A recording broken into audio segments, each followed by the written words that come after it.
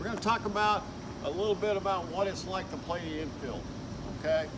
With players that I had, I used to talk about an infielder and having rhythm, okay? An infielder and dancing, so to speak. So, first thing you have to understand is fielding a ground ball is rhythm. Dancing is rhythm. You have to get in rhythm with the ground ball. You have to get in rhythm with the music. If you're going to dance and you don't know what kind of music's going to play, first of all, you have to know the speed of the music, how fast the music is, how fast the song is, and then you have to be able to get the beat of the music to be able to dance with it. Here it's the same way.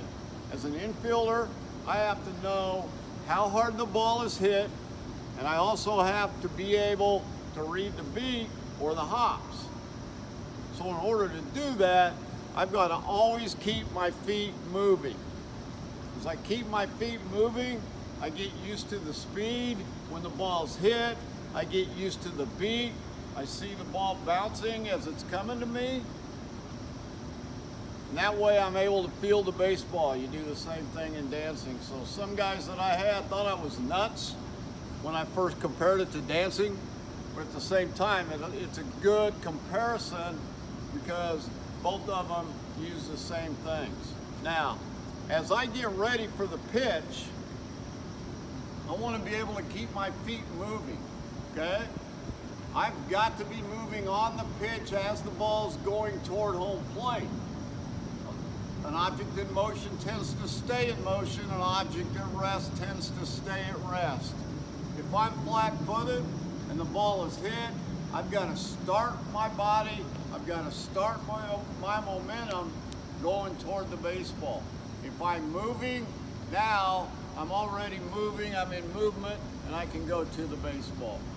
Okay, we talked about finding out the speed of the ball, finding out what the hops are. And here's what we mean by that. First of all, if a ball is hit right at me, it's kind of hard to tell how hard the ball is hit. So what I have to do is I have to get to the side of the ball, or what we call around the ball, to find out how hard the ball's hit. At the same time, we're also reading the hops, where the ball's hit on the ground. Is it hit with overspin? Is it hit with backspin? We can determine all of that once we get to the side of the baseball to see how hard the ball's hit. So, if I've got a ground ball hit to my right, the first thing I want to do is I want to get off to the side.